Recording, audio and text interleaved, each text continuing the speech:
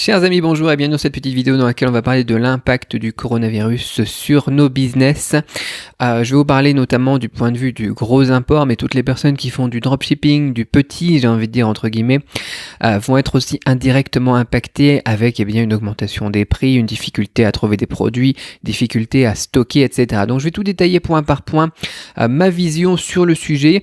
Je me suis donc pour ça aussi servi de beaucoup de témoignages d'autres entrepreneurs comme moi. J'ai récupéré aussi par un ami des informations de la chambre de commerce américaine à Shanghai, donc ils ont fait un sondage le 7 février, plus d'autres documents en fait de diverses sources sur les prévisions aussi, donc les prévisions officielles par les banques, par les compagnies aériennes, par les assurances, etc. On a des chiffres qui sont déjà disponibles au niveau prévision, donc je vais vous donner tout ça. Je me suis fait une petite fiche parce qu'il y a beaucoup à dire, je vais essayer de faire ça dans l'ordre. Donc, dans un premier temps, au niveau global pour votre business, quel va être l'impact en moyenne? Bien évidemment, on va avoir une baisse de production, enfin on a déjà une baisse de production parce que tous les employés ne sont pas revenus au travail encore, et on va avoir une hausse des prix pour plusieurs raisons, je détaillerai aussi après dans chaque point, mais globalement c'est la même chose, les chaînes de production vont être saturées, il va y avoir une forte demande tout d'un coup à la reprise, et puis il faut rattraper aussi le chiffre d'affaires perdu, donc on peut aussi dire que il va y avoir une hausse des prix, c'est logique, la loi de l'offre et de la demande, je vous explique pas tout ça ici. Il est possible qu'on ait une hausse d'un autre côté par contre de l'inflation et une baisse du yuan chinois, ce qui pourrait, dans un meilleur sens, dans un meilleur côté, dans un meilleur point, baisser les prix vis-à-vis de nos devises qui sont notamment en euros et en dollars. Moi je travaille en dollars, je sais pas vous êtes probablement en euros ou en dollars aussi, et donc pour ça, même si le yuan est une monnaie protégée, on va avoir aussi un petit avantage au niveau du prix. Mais je pense que l'avantage sera léger et que la plupart des business, et comme les statistiques et les prévisions nous le disent, seront impactés entre 5 et 25% de votre chiffre d'affaires en moins pour l'année 2020.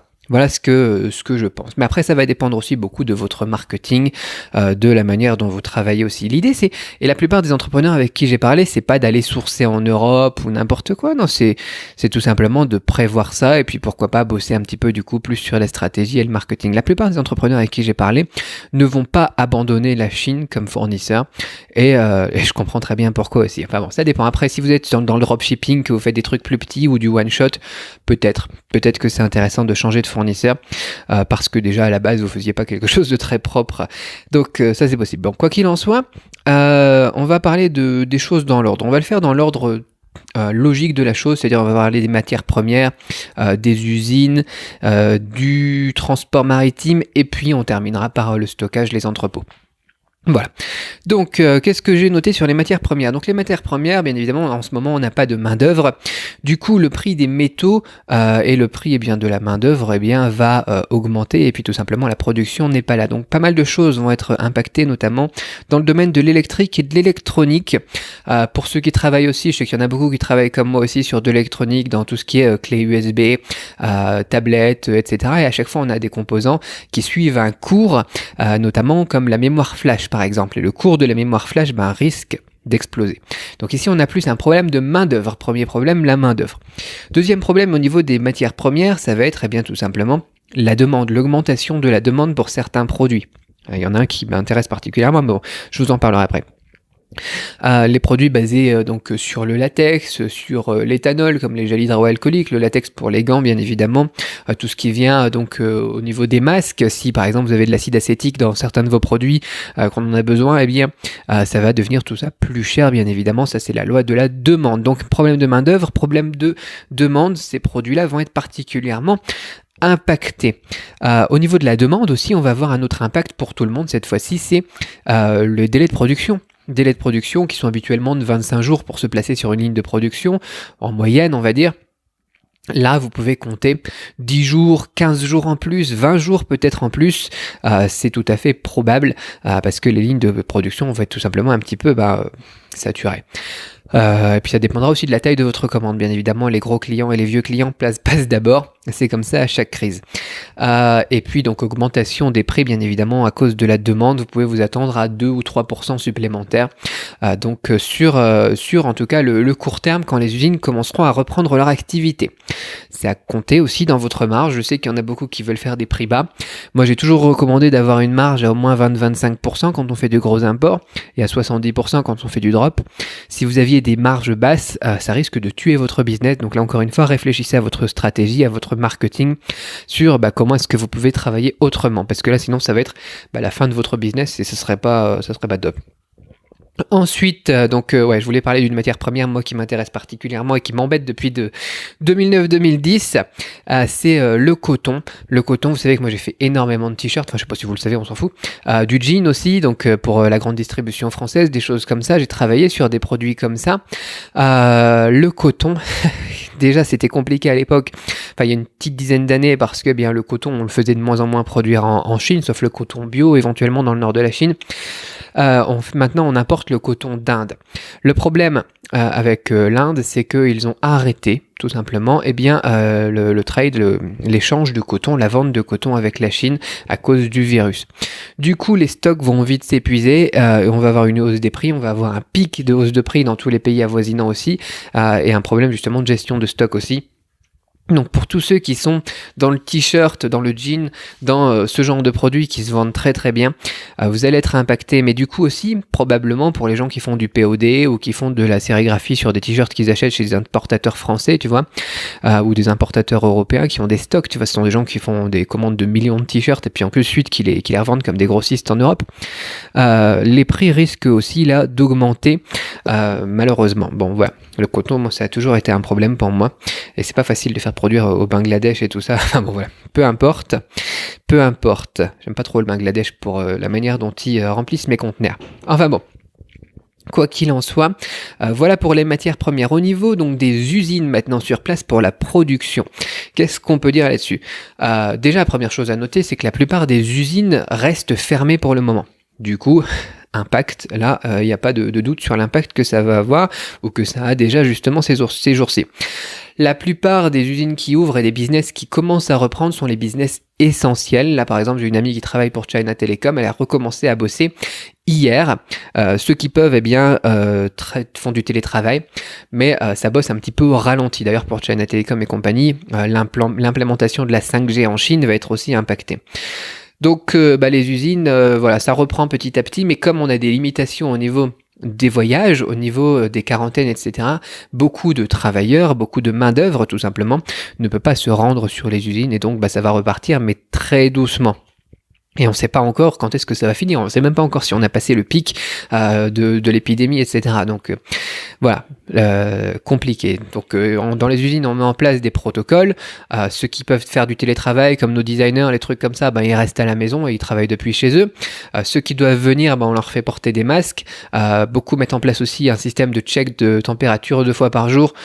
Même si c'est souvent un petit peu un peu dur, mais voilà, ça permet d'identifier quelques cas quand même et puis de les isoler s'il y a des personnes qui sont atteintes par le virus.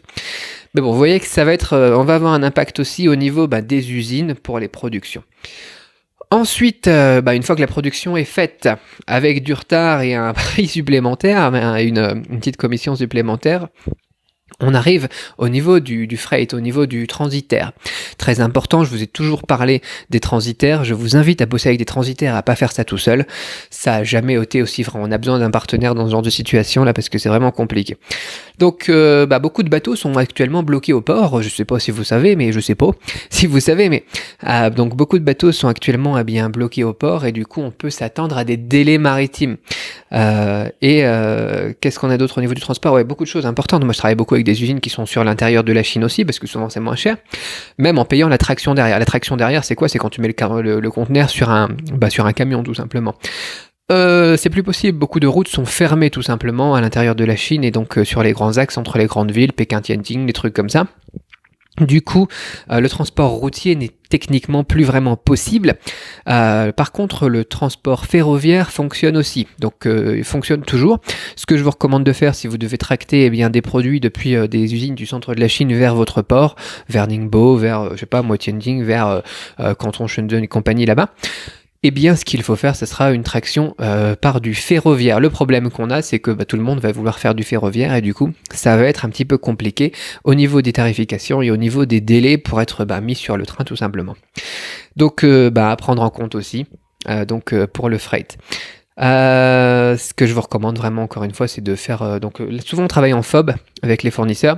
Donc c'est le fournisseur qui va vous donner un prix free on board, c'est-à-dire qu'il envoie le truc jusque sur le bateau, donc au niveau du port. Il faut savoir que ça va impacter du coup aussi sur votre prix tout simplement. Donc lui, il se prend une petite marge au niveau de la production, 2-3%, et ensuite au niveau du transport, là peut-être que vous allez avoir un choc. Donc éventuellement changez de fournisseur et prenez quelqu'un qui est déjà dans une ville qui a un port, tout simplement. Voilà, petite astuce.